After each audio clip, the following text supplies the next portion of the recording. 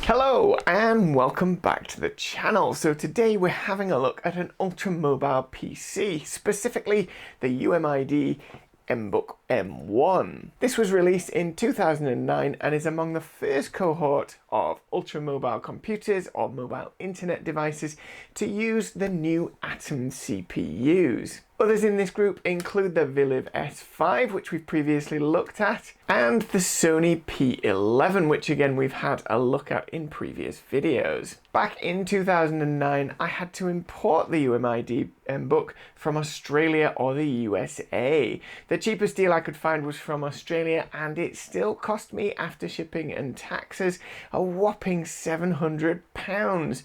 Whoa. So it wasn't cheap, but at the time I felt it was worth every single penny. My main portable computer at the time was the Fujitsu Siemens P1610. This has a 1.2 gigahertz CPU, which is an ultra low voltage Centrino. It's paired with a gig of RAM and it has a 1.8-inch mechanical hard drive, so it's not exactly snappy. So the UMID Mbook with its 1.33 hyper-threading Atom should be a fair upgrade, especially given that it's got an SSD, so even with the limitations of 512 meg of RAM, it should be faster. Not only that, but this will actually fit in a pocket. Before we get started, a few shout outs are certainly in order, as a number of you gave me super thanks following my previous video on YouTube monetization. So a massive shout out to David Kim, Some Call Me Wolfman, Cbits Tech, Katie Unlisted, and David Shell. Thank you so much for your contributions, and they will go towards some new devices for the channel. And finally, before we get started, I'd like to remind you all that on Monday the 10th of March at 8 PM GMT, I'll be doing a live stream. I hope you can join me. I'll be discussing what it's been like spending the last year without a smartphone. Right, let's take a look at this dinky little PC. So let's take a look at the box. So of course we've got the picture of it on the top, more or less life size. On the other side we've got the fact it's got a touchscreen, keyboard, internet, mobile TV. This unit doesn't actually have that. Camera, voice recorder, email schedule, Bluetooth, Wi-Fi and micro SD slot. On the back we've got a picture of the underneath, which is kind of nice. On the other side we've got the Mbook, and if we push it out of the sleeve, there's a picture of it running Windows XP, and there it is running Ubuntu, which is the alternative operating system for this. We've got the little Intel logo again, and then on the front, Mbook. On the bottom, we've got the sizes, and we've got mobile, internet, device. Nothing on the ends, so let's open it up. And there it is. Now, if I remember rightly, it actually came with a slipping case, which it was in, but I haven't got that. I've left the battery out, and that's because it goes dead otherwise. We'll talk about that in a minute. Opening up the underneath. So in here, it's a little bit of a mess, but that's because I may have hastily thrown it all back in. My power cable has gone a bit brittle, so it's taped up, but that's the power supply. It takes a standard figure of 8 connector, and it came with a Korean plug, so I had to buy a UK one. And there's a plastic bag. There's some earphones with the proprietary connector, and we'll come back to that in a minute. Here is the instruction manual in English.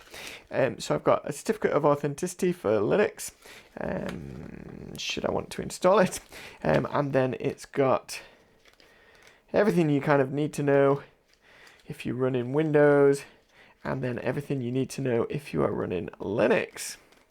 So, get rid of those. Some more packaging. A nice lanyard. You can tell I've never used that, with the UMID logo.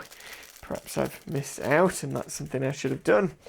These are the two dongles. So this one uses a 20 pin of some sort, that gives another proprietary output and a headphone jack, and the other one is a mini to normal USB. some other plastic bags that I've obviously left in there, and this is the battery. This one is black because my original one died on me and because I simply left it in the machine. So let's get rid of all of that and we'll take a look at the machine itself. So as you can see, it's pretty small. For some perspective, there's the Janada 728, which looks pretty massive in comparison. It's a similar depth, but it's quite a bit wider as the HP. Having a look around the device itself, at the back is just the battery panel. Underneath, I've got my COA, don't steal that please. There's a single vent for heat dissipation. We've got a stylus silo just here. And then if we flip it on this side, we've got the power input. This would be an aerial for the TV if it was installed, but I don't have that on this model. We've got a little slot here with a micro USB and then that proprietary connector just there. Flipping it to the front, I'm afraid the door broke recently, but this is the SD card slot. There's a microphone hole there, and this would be the slot for the SIM card if you had the data enabled one. On this side, nothing, just the hinge, and there's the lanyard hook. And when we open it up, we can see that nice 4.8-inch screen.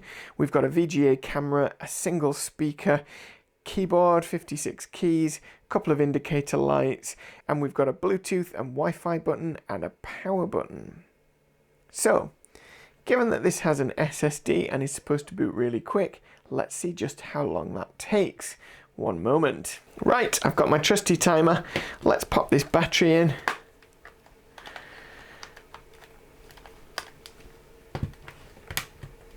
Open it up. So the CMOS battery is dead, no surprise, because this is quite old now. So we're just going to power it on and let's go. Oh, it's not giving me a BIOS error, so that's handy. So about 30 seconds to get into Windows. A few moments more while it all settles down before you can do anything, but I don't think that's bad at all. I'm just going to up the brightness. That's maximum brightness. So the screen is a 1040 by 600, it's 4.8 inch. As you can see, it's actually quite sharp. Within the Windows environment, it can make it a little bit tricky to actually press things accurately. The stylus, which is at the front, is quite small, but it's telescopic, and so it certainly helps. But if you add a Bluetooth mouse, you're certainly going to have a much better time of using this. So what we're going to do first of all, I'm just going to run a disk benchmark, like so. And we'll see how well this SSD actually performs. So while we're waiting for that to run, here's a couple of comparisons. So first of all, this is the 1.8-inch mechanical drive on my P1620. As you can see, we're a little over 26 megabytes for read and write in the initial large files. For smaller files, we get a much lower read-write speed. That's to be expected. Next, here's the results from the much more modern GPD Pocket 7. As you can see, we're running 149 megabits per second read and 71 write speed as our maximum attainable. This is obviously much better, but it is much newer. Okay, so as we can see, this sits somewhere between the two. And while the read speeds are pretty good, it's fairly obvious that the write speeds are shocking. And that explains why you get occasional lags and lockups. Essentially, if there's a page file in use, then this is going to quickly slow everything down with those kind of read-write speeds. So let's see how long it takes to reboot from sleep. And we've crashed it. No, we're back. A little over 6 seconds. I don't think that's bad at all, although I did think we'd crashed it for a moment. So what about battery life? So actually, the battery life on this is quite exceptional. For such a small device, you can use this continually for up to about 6 hours. If you're surfing the internet, you're using the Wi-Fi, and your screen's on full brightness, this will drop to between 4 and 5. There is something important to note, and that is that whenever the battery is installed in the machine, there is a low power draw. It is constant, and it drains the battery at about 10% a day. So what that means is if you fully charge it, unplug it and wait overnight, you'll have lost about 5% by the time you wake up in the morning. Should you leave the battery in and uncharged for any length of time, it can actually drop below the critical voltage for charging the battery again. And this will kill your battery pack entirely. That is what happened to my original white battery pack, which is why I now have a very nice black battery pack. This also happens with some other Atom devices, so just be aware it's not best practice to keep the batteries installed during storage. That said, for such a dinky little device, being able to do 6 hours on the go is pretty impressive. So what's it like to use in the real world? So actually, if we open up a Word document, for example, press and hold gives you the other click. So let's create a new Word document. So let's open this. As you can see, it loads very quickly, and that's partly thanks to that SSD. So as you can see, touch typing isn't really an option as the keys are just a bit too close together. However, if you pick it up, it's pretty good for a bit of thumb typing. One of the things that is a little bit funny are some of the key placements. So as you'll have noticed, the comma is down here as a function. We've also got press Shift and function if we want to have quotation marks, and there is only one shift key, so you have to use the right shift whenever you're doing that. That said, it's fairly usable as keyboards go, especially for the size that it is, and there's a few special function keys, so we can up and down the brightness, which is nice and easy. You can change the volume quite simply, and mute, of course. And then at the bottom we've got a battery button, and we've got one for the DAB and one to turn the camera on and off. If we start up the video camera, it should add it here. There it is. And if we have a look at the webcam, hello. As you can see, not amazing quality, it's just VGA, so, but you know, it's not bad if that's all you need. Although having said that, because of the low specs, this was never great for Skype, even in 2009. So let's try some video playback. So this is in full HD. I have encoded it as an AVI as it does struggle with MP4s. We'll just skip forwards a little bit and we'll make it full screen. That's something you simply tap on the box, right? As you can hear, the audio quality from the speaker is not amazing, but that's to be expected. It's very thin and it is 2009. You'll notice we're dropping a lot of frames here, and that's because this really isn't coping well. Let's just have a quick look at the task manager, see what's going on. So the CPU's not doing bad, the GPU is doing something, but it looks like we've got a pretty big paging file, and I think that's probably the issue as the drive is going to be going bananas. So we'll come out of that one, and we're going to try a slightly smaller video. So this one's set at 940 by 540, but you'll notice straight away it's a lot smoother if we skip forwards. Everything looks good, there's no frames dropped, so yeah, much better all round. So this will play back 720p, but I certainly wouldn't bother trying to do HD, and that makes sense, the screen isn't HD anyway. While we're discussing system resources, it is worth pointing out that while idling, we're using over 300 meg of our 512, and there's a page file allotted for another 1400. A large part of that is due to the graphics driver, and of course that only leaves us 200 meg overhead for opening any files before that SSD begins engaged with a page file. There is an alternative driver, it's an IMGD driver, which reduces the RAM overhead quite significantly. It is not as good for video playback and it's a little bit less stable, but if you don't require good video playback, it reduces the RAM overhead by about 200 megs. And I'll add that to the Mbook drivers that I've linked below.